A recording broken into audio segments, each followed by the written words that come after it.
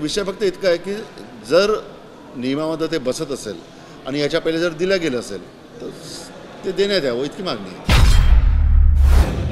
एक कार्यालय, 3 खासदार, एक माजी खासदार, नक्की त्या कार्यालयात असं काय अडलेलं आहे, काही सोनं वगैरे आहे का?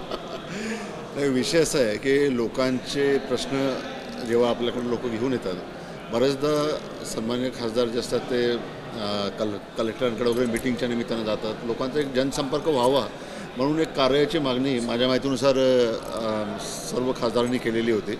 आणि फक्त विषय असा आहे की या पहिलेचे जे खासदार आहेत त्यांना ऑफिस उपलब्ध करून दिलं आहे अशी आमची माहिती आहे.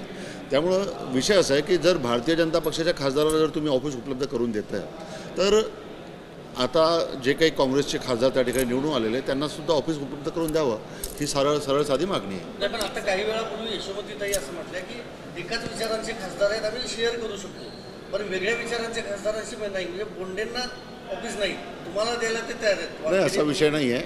लोकप्रतिनिधी कुठलाही असो, शेवटी लोकांचे प्रश्न आपल्याला मांडायचे आहेत.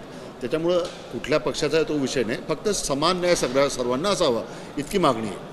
जर भारतीय जनता पक्षाच्या खासदारांना आपण जर त्या ठिकाणी ऑफिस उपलब्ध करून देत असाल तर राष्ट्रवादी काँग्रेस पक्षाचा खासदार असेल किंवा राष्ट्रीय काँग्रेसचा खासदार असेल त्यांना ऑफिस उपलब्ध करून द्यावं. जेव्हा माजी खासदार होता अशा व्यक्तीला कार्यालय उपलब्ध करून देण्याची काही तरतूद आहे का? माजी खासदार नाही, नाही, विषयच नाही, नियमामध्ये बसत नाही आहे. आणि खासदारांचं सुद्धा हे आता मी पहिल्यांदा पाहिलं की ऑफिस असतं म्हणून. तर विषय फक्त इतका आहे की जर नियमामध्ये ते बसत असेल आणि याच्या पहिले जर दिलं गेलं असेल तर ते देण्यात यावं इतकी मागणी आहे. एका कार्यालयावरून एवढा वादघाटन करायचं नाही, ठीक आहे. आता तो वादाचा विषय तितका नाही आहे. समुपचाराने आणि थोडंसं समन्वयाने हा मार्ग निघू शकतो, तोडगा निघू शकतो याच्यावर.